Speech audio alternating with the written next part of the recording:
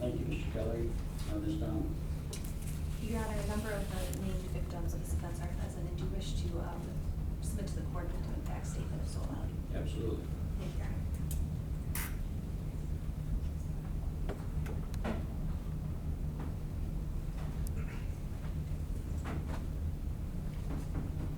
Your Honor, approaching the podium at this time are Aiden Smeer and minor victim B.S. Bentley Smeer here. I know the name has been stated on the record, so we'll go without initials at this time. Who's going to be first? Me, Judge. State your name, please. Aiden Smeer. Go ahead. I honestly didn't really know how to start this, but I just kind of want to start off by saying that my brother killed was one of the most amazing people in this world, and his life was taken in it like that. He just woke up every other morning, got ready for school, watched his TikTok, doing whatever. He was on the couch with his backpack on, waiting for him to take him to school. And he was able to go up to him, point a gun at him, and pull the trigger. And that was his favorite son. That's what don't make sense to me, bro. That was his favorite son. That was his whole world right there. And he was able just to do it. And then he was able to go into the next room and do it to his second favorite, his only daughter. Just like that. Just like that, he was able to do it. I don't it would never make sense to me. And then he was able to do it again to my other brother. And thankfully, he was able to run and get help. His cops would have not got there as quick if it wasn't for my brother right here. And I'm so glad that I still am able to have two of my siblings. Because I could have lost 3 siblings that day. I lost an entire family that day, but I'm so glad I'm still able to talk to 2 of my siblings. And I personally, you deserve life plus one. I wish you could live 2 lives tonight. You don't, that's I will never understand. You could explain it to me a million times, I'll never understand once.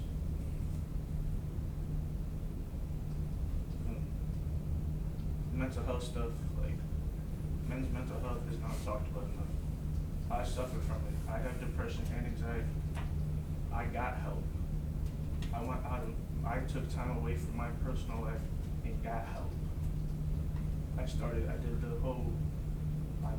listened to people. I got the help I needed. Look where I am today. I'm doing a lot better than I was at that time. I'm not saying that everyone is the same way, but that's not the way to go about it.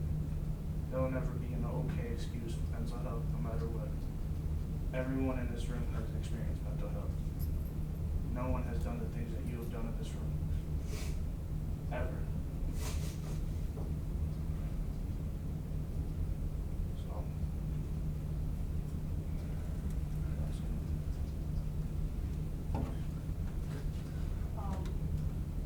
Say your name, please. Bentley Smerer. That morning, my brother was killed.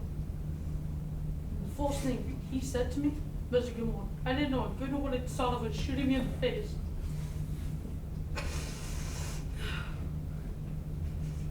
You just look everything coming to you.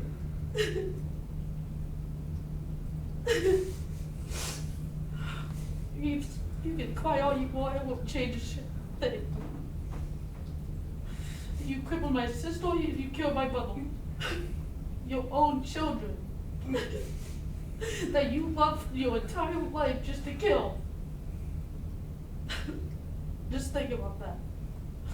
And you deserve everything coming to you. Thank you. Your Honor, Kingsley Smeer is also present in the courtroom, and we do have a microphone attached to her at this time. thank you, Your Honor. Well, thank you.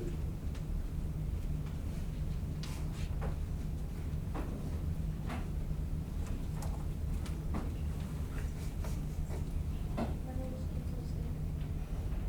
I would like to say that he was a good dad, and I woke up that morning not knowing what was going to happen. I woke up thinking that it was going to be a regular day, and we were going to go to school. to be a horrific day, and he was a good dad. He did all he could for the family, and then he got accused of something, and then lost everything. He went to community health center. He asked for help because he was hearing voices and no one gave it to him.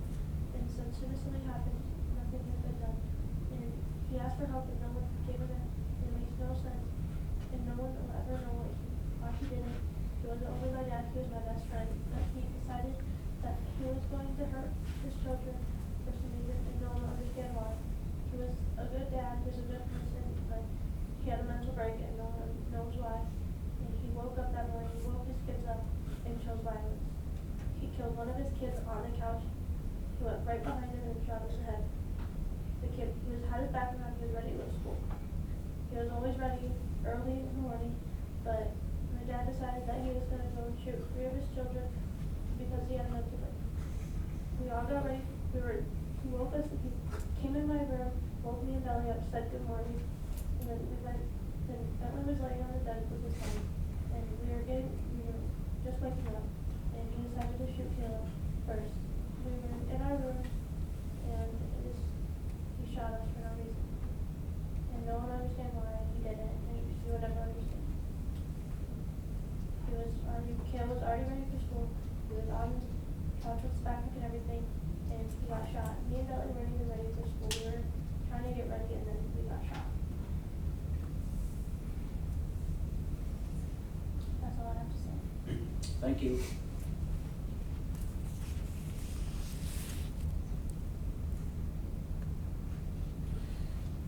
Your Honor, we have no further victim statements at this time. Okay.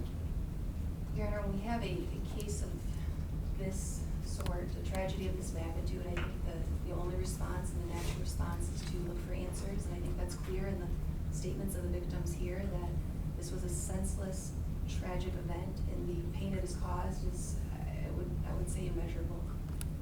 When any sort of offense of this nature occurs, it affects not only the immediate victims, but the community as a whole, and the overall sense of safety of everybody around them.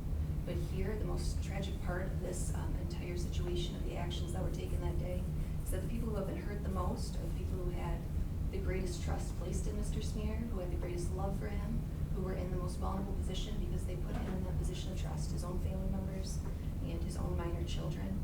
I think it's clear in their statements that the pain he has caused is just beyond what we can put into words, and it's something that is going to continue to be dealt with for a very long time to come, for the rest of everyone here's lives.